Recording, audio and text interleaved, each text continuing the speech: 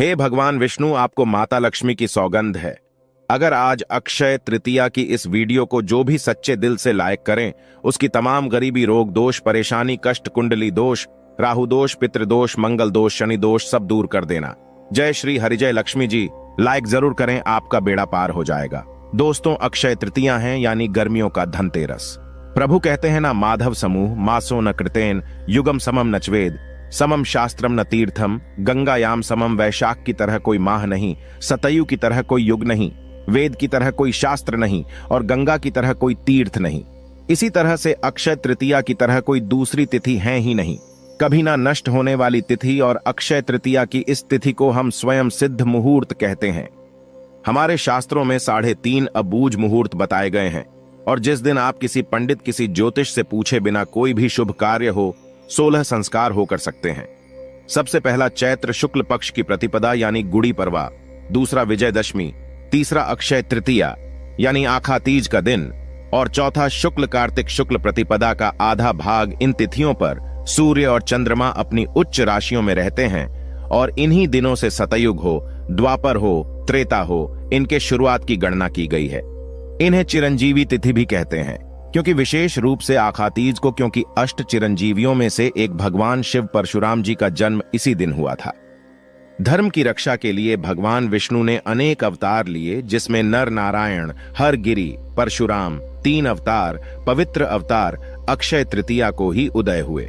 इस दिन लक्ष्मी नारायण के निमित्त आप जो भी पूजन करते हैं, व्रत करते हैं, उपाय करते हैं, दान करते हैं, इन सभी चीजों से आपके जीवन की दरिद्रता दूर होती है, पारिवारिक समृद्धि आती है, पैसों की कमी दूर होती है। और मां पार्वती जी ने आज के दिन ही देवी अन्नपूर्णा का अवतार लेकर भगवान शिव को भिक्षा दी थी। माता अन्नपूर्णा ने इसी दिन समस्त विश्व के भरण पोषण का भार भी संभाला था। आज के विशेष दिन ही कृष्ण सुदामा का मिलन हुआ था और महाभारत के अनुसार अक्षय तृतीया के दिन ही भगवान श्री कृष्ण ने पांडवों की पत्नी द्रौपदी को पांडवों के अज्ञातवास के दौरान अक्षय पात्र भेंट किया था। अक्षय पात्र की विशेषता थी कि इसमें भोजन कभी खत्म नहीं होता था। जितनी मात्रा में जितना भोजन चाहिए प्राप्त होता था, चमत्कारिक ढंग से। अक्षय तृतीया का दिन ही वो खास अवसर था जिस दिन महर्षि वेद व्यास जी ने महाभारत लिखना शुरू किया था और महाभारत में ही श्रीमद् भागवत गीता भी समाहित है। और इस दिन अगर आप गीता जी में समाहित 18वें अध्याय का पाठ करते हैं तो इससे अक्षय पुण्य की प्राप्ति होती है। इस दिन महाभारत की लड़ाई भी कहते हैं खत्म हुई थी, द्वापर का समापन भी इसी दिन हुआ था। और इसी दिन भगवान श्री कृष्ण ने युधिष्ठिर के पूछने पर बताया था कि आज के दिन जो भी रचनात्मक या सांसारिक कार्य करेंगे उसका 100 गुना अधिक पुण्य फल मिलेगा। कोई भी नया काम हो, नया घर हो, नया कारोबार हो, इसको शुरू करने से उसमें बरकत मिलेगी, ख्याति मिलेगी। पंचांग देखे बिना ही आज के दिन कोई भी शुभ और मांगलिक कार्य जैसे विवाह, गृह प्रवेश, वस्त्र आभूषणों की खरीदारी, भूखंड, वाहन, कोई भी चीज की खरीदारी, कोई जमीन जायदाद, कोई नए कपड़े, कोई भी आभूषण, कोई नई संस्था की स्थापना, कोई समाज आदि की स्थापना, कोई उद्घाटन करना सभी श्रेष्ठ रहता है। मांगलिक कार्यों की शुरुआत के लिए अति उत्तम दिन है और इस दिन जो भी आप काम करेंगे इसमें खूब बरकत होगी, शुभ फल प्राप्त होगा। और जमकर आज के दिन आपको खरीदारी करनी चाहिए और खरीदारी जमकर करने के साथ साथ आपको दान भी करना चाहिए। इससे अच्छे कर्मों को आप संचित करते हैं। आज के दिन अपने कर्म हो, सेवा हो, दान से मनुष्य धर्म का पालन करना चाहिए। इस दिन पितरों के निमित्त कहीं पे भी भोजन दान करें। आश्रमों में आप भोजन अनाज का दान कर सकते हैं। आप कहीं गरीबों के आश्रम जा सकते हैं, अंधों के आश्रम जा सकते हैं, वहां भोजन करा सकते हैं। तर्पण कराइए, अपने पितृ के निमित्त पिंड दान कराइए, इससे अक्षय फल प्राप्त होते हैं। आज के दिन गंगा स्नान या कोई भी तीर्थों में स्नान भी करना चाहिए। इससे जो भी आप पाप करते हैं वो समस्त पाप आपके नष्ट हो जाते हैं। दोस्तों, इस दिन जौ का दान करना चाहिए। एक मुट्ठी जौ कम से कम आप दान कीजिए।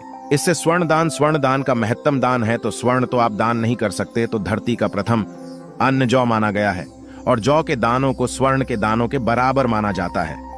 तो आज के दिन एक मुट्ठी जौ का भी अगर आप दान कर लेते हैं तो भी ये स्वर्ण दान के बराबर फल प्राप्त कराता है। इस दिन आपकी जो इच्छा हो, पंखा, छाता, चप्पल, जल, सत्तू, वस्त्र, कोई भी फ्रूटस आदि किसी भी चीज का कोई वस्त्र आदि इसका दान कर सकते हैं।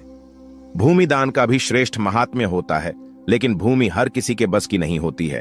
तो आप कम से कम एक मुट्ठी चावल ही दान कीजिए, पर कीजिए जरूर। दोस्तों, इस दिन शिव, पार्वती, नर नारायण इनकी पूजा का विधान है और अक्षय तृतीया के दिन ही चारों धामों में से एक श्री बद्री नारायण के पट खुलते हैं। और आपको बता दूं, वृंदावन में जो बांके बिहारी जी का मंदिर है, उस दिन सिर्फ आज के दिन ही आपको श्री विग्रह के चरणों के दर्शन होते हैं, नहीं तो पूरे साल वो कपड़े से ढके हुए रहते हैं।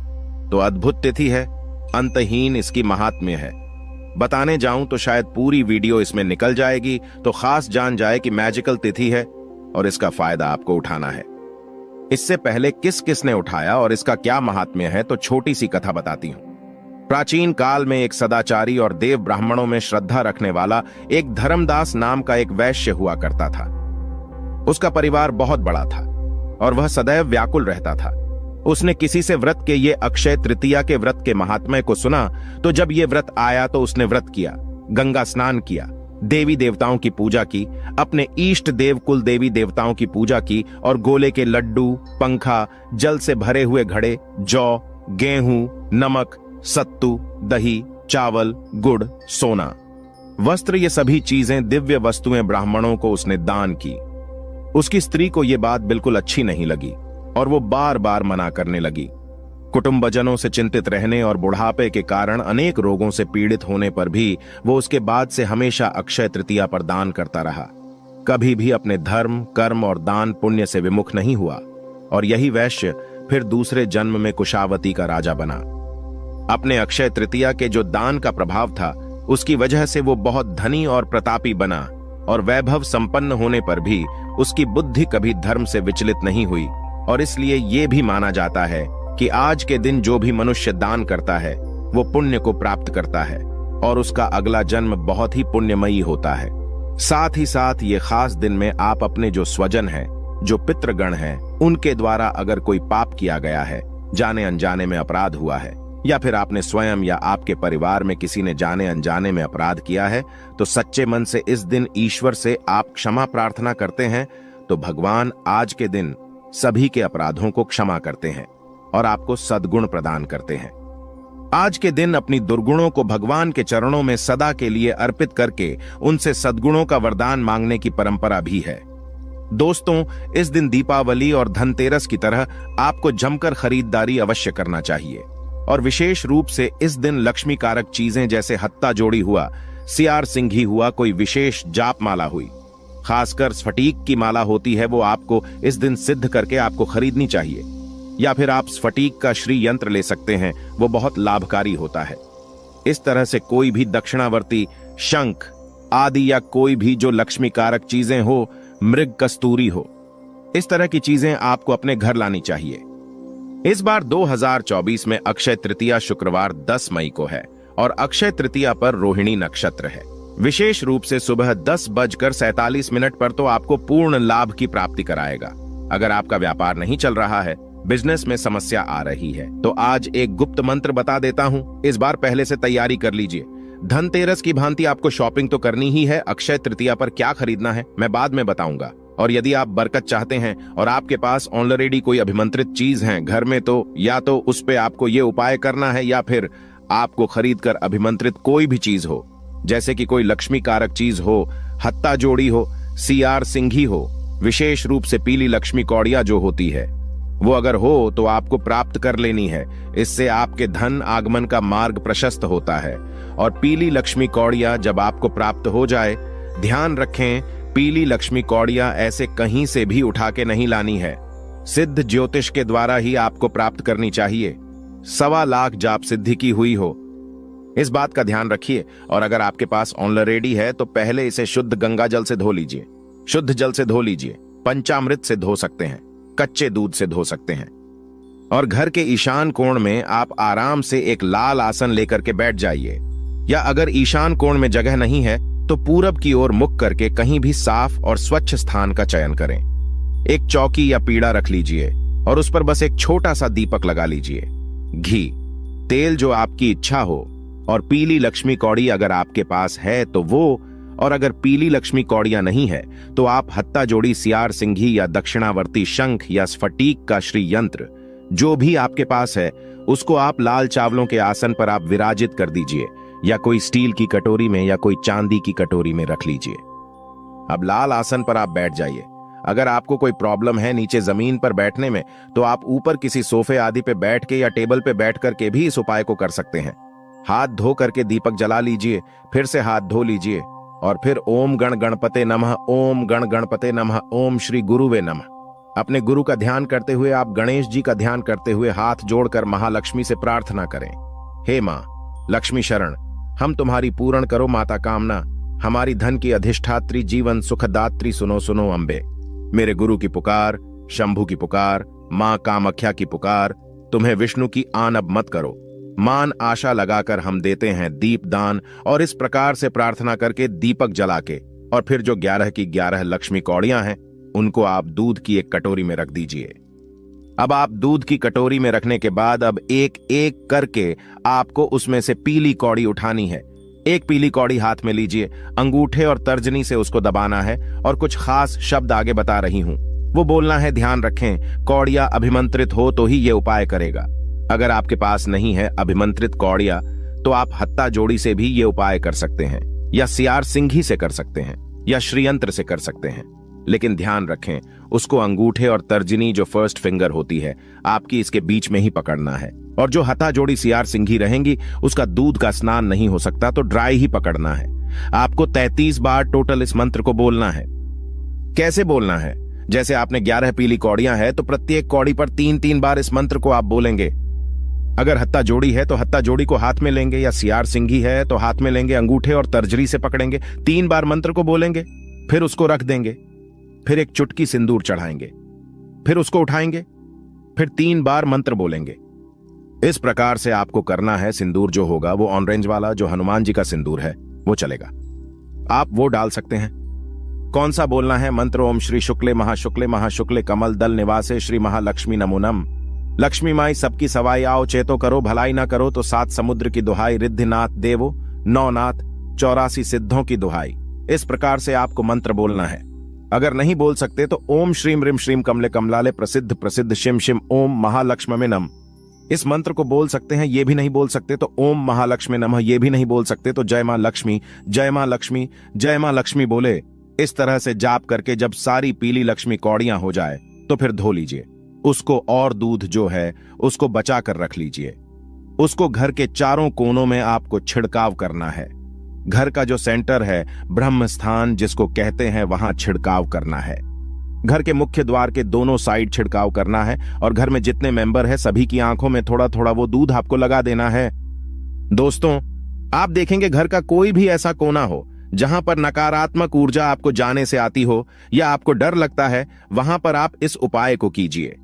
आप देखिए कैसे आपके जीवन की सारी नकारात्मक ऊर्जाओं को यह खत्म कर देता है।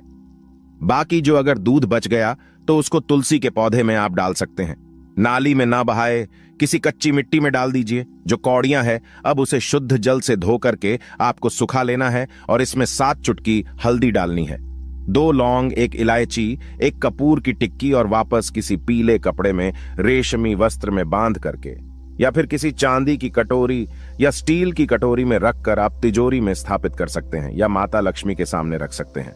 और जो मंत्र मैंने आपको बताया है, ओम श्री शुक्ले महाशुक्ले कमल दल निवासी श्री महालक्ष्मी नमो नमः, लक्ष्मी माई सबकी सवाई आओ, चेतो करो, भलाई ना करो तो 7 समुद्र की दुहाई, रिद्धिनाथ देवो 9 नाथ 84 सिद्धों की दुहाई। इस मंत्र को बोल करके आप वापस से इसको प्रत्येक दिन कम से कम 27 दिन कर लीजिए। देखिए दोस्तों, कैसा कमाल आपकी जिंदगी में होता है। अगर आपने हत्ता जोड़ी या सियार सिंघी या श्री यंत्र आदि पे सिद्ध की है तो उसको लाल सूती कपड़े में, लाल रंग का कॉटन कपड़ा होना चाहिए जिसमें से हवा पास कर सके, या फिर चांदी की डब्बी या स्टील की कटोरी में आप हत्ता जोड़ी या सियार सिंघी रख सकते हैं। जो श्री यंत्र है उसको लाल चावलों के ढेर में रख करके, या उसको आप किसी कपड़े में बांध के, या ऐसे ही खुले किसी चांदी के प्लेट में स्थापित करके आप उसमें 2 लौंग, 1 इलायची, 1 कपूर की टिक्की स्थापित करके रख लीजिए। दोस्तों, ऐसा कमाल का प्राचीन उपाय है जिसका उद्देश्य मानव जीवन में धन, समृद्धि, लक्ष्मी कृपा, आर्थिक वृद्धि को प्राप्त कराना है। आपका व्यापार हो, आपके बच्चे हो, आपका घर हो, सभी की नकारात्मक ऊर्जाएं कम करके जो भी नजर दोष है उससे बचाना है। किसी प्रकार की आकस्मिक दुर्घटनाएं होने वाली हो, एक्सीडेंट होना, चोट लगना, रोग लगना, भय लगना, सभी का नाश हो जाता है। और अगर आपके पास कोई सिद्ध वस्तु नहीं है तो आप क्या करेंगे? थोड़े से हर बार जैसे बताती हूं, धनिये के बीज ले लीजिए, बस 2 रुपए के, और इस मंत्र का जाप कीजिए। फिर इसको किसी भी गमले में उगा लीजिए। जैसे जैसे ये बीज धनिये के आपके पत्तियों में कन्वर्ट होंगे, वैसे वैसे आपके धन की समस्या के रास्ते खुलने लगेंगे। और अगर आपको आज के समय में, जब हर व्यक्ति धनवान बनना चाहता है, मां लक्ष्मी का आशीर्वाद पाना चाहता है, तो एक और बहुत छोटा सा, क्योंकि अक्षय तृतीया सबके लिए एक ही उपाय करना बस का नहीं है, तो दूसरा उपाय एक और बता देता हूं।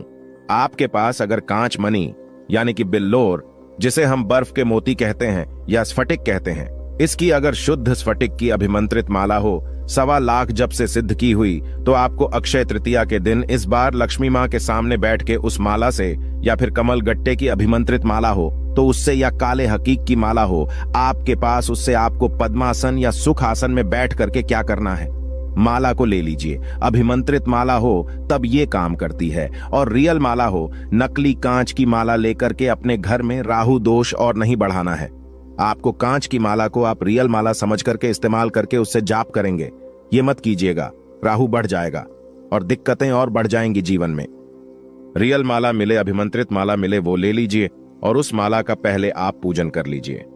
थोड़ा सा उस माला पे जल छिड़क लीजिए, शुद्धता का भाव करके थोड़ा तिलक करिए कुमकुम से, और फिर मध्यमा उंगली पर माला को अपने सीने से करीब 4 अंगुल की दूरी पे रखना है, और अंगूठे से एक एक मन का आगे करते हुए बोले, ओम श्रीम रिम क्लिम श्री सिद्ध लक्ष्म में नम। ओम श्रीम रिम क्लिम श्री सिद्ध लक्ष्म में नम। इस मंत्र का जाप कर जाइए, नहीं तो ओम श्री महालक्ष्मी विद्यमये विष्णु पत्नी च धीमहि तन्नो लक्ष्मी प्रचोदयात्। लक्ष्मी गायत्री मंत्र है, आप इसका जाप कर सकते हैं। और इसके बाद आपको एक माला मां लक्ष्मी के 18 पुत्रों के नाम की करनी है।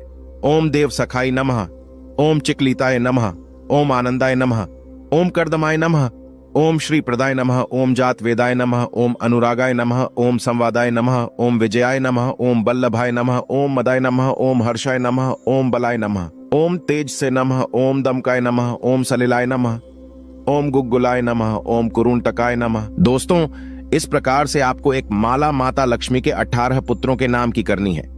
आप चाहे तो सिद्धि कुंजिका स्त्रोत हुआ, लक्ष्मी सूक्त हुआ, इनका पाठ भी कर सकते हो। और अगर सिद्ध स्फटिक की माला नहीं है तो काले हकीक से आप कर सकते हैं। जब भी आपको अगर इसके बाद जीवन में कभी भी कोई घाटा हो जाए, कोई दिक्कत हो जाए, फाइनेंस की प्रॉब्लम हो जाए, कोई जॉब चली जाए, कोई बीमारी के चलते आपका बैंक बैलेंस खत्म हो जाए, तो ऐसी स्थिति में मां लक्ष्मी की अगर आप इस प्रकार से मंत्र सिद्ध कर लेते हैं, 18 पुत्रों के नाम, तो आप बाद में भी उस अभिमंत्रित माला से एक बार भी जाप करेंगे तो आपके काम तुरंत बनने लगेंगे। दोस्तों, ये मंत्र अगर अभिमंत्रित माला से